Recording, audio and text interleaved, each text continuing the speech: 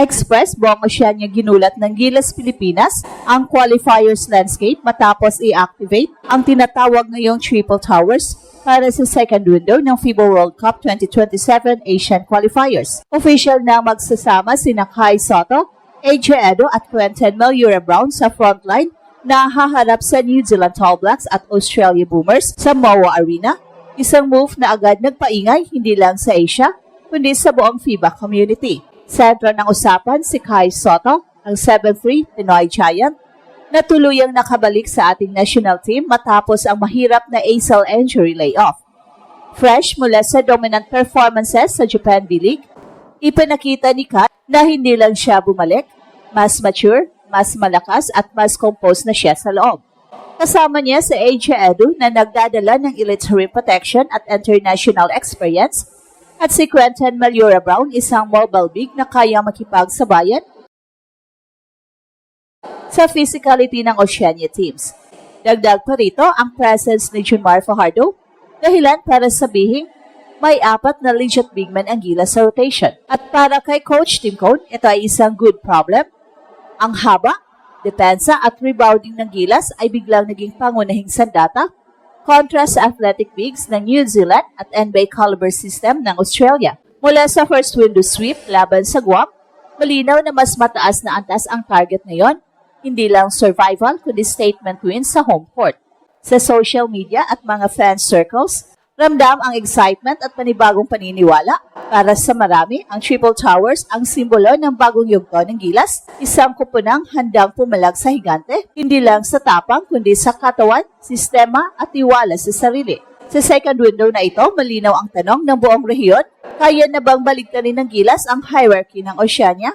Well, hindi lang ito basta hype, may ebidensya na. Sa pagpasok ng second window ng FIBA World Cup Asian Qualifiers, malinaw ang mensahe ng Gilas, handa na silang makipagsabayan sa Oceania sa loob ng paint. At ang sentro ng planong ito ay ang full activation ng Triple Towers, Kai Sotto, AJ Edo at QMB. Unang dapat pag-usapan si Kai, matapos ang mahigit 1 taon na recovery mula sa ACL injury, ang kanyang pagbabalik ay hindi tahimik. Ito ay dominant. Sa Japan B-League, sunod-sunod ang kanyang double-doubles. Pinapakita hindi lang ang laki, kundi ang improved timing, decision-making at defensive awareness. Hindi na ito yung Kai na umaasa lang sa hype. Ito na ang Kai na marunong magbasa ng laro, mag-anchor ng depensa at mag-control ng tempo sa loob. Kasama niya si AJ Edo, arguably ang pinaka-underrated defensive big ng Gilas. Sa international play, si AJ ang nagbibigay ng elite rim protection at switchability. Kayang humabol sa mga guards, kayang bumangga sa mas malalaking sentro.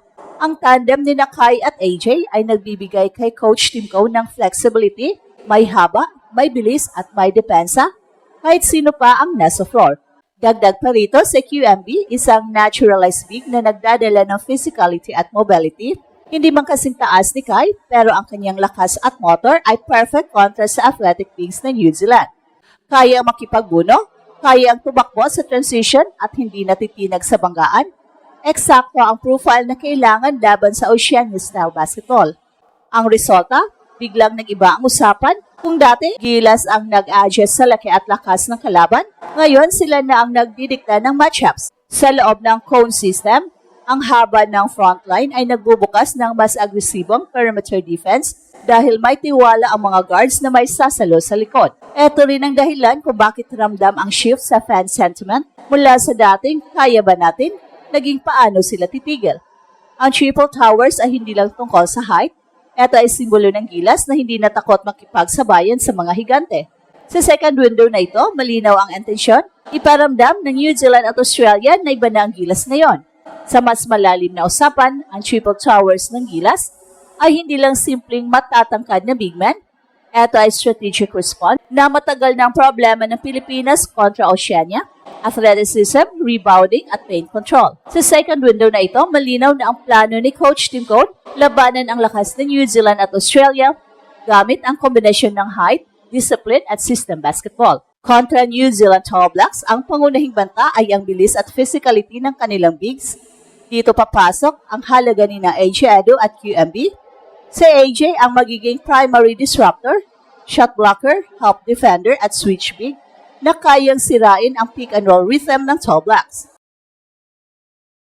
Si QMB naman ang taga-salo sa banggaan, ang gagawa ng dirty works para hindi mapagod si Kai sa buong 40 minutes. At si Kai dito nagiging game changer. Sa halip na piliting mag-dominate bawat play, inaasang gagamitin siya bilang defensive anchor at offensive hub, high post passes, quick steals at smart finishes. Ang improvement niya sa decision-making post-injury ang posibleng magdikta ng takbo ng laro. Kapag napilitang mag-collapse ang depensa ng kalaban, mas bubukas ang opensa para kina Justin Brownlee, Dwight Ramos at Scottie Thompson. Kontra Australia Boomers, mas lalong critical ang depth ng big men, NBA level ang talento at disiplina ng Australia, kaya hindi pwedeng iasa lang sa isang sentro. Dito nagiging good problem para kay Coach Tim ang Triple Towers. Pwedeng mag-rotate sa fresh bodies, panatilihin ang physicality at bawasan ang foul trouble, isang bagay na dati kulang sa Gilas. At sa mas malaking larawan, ang activation ng Triple Towers ay statement.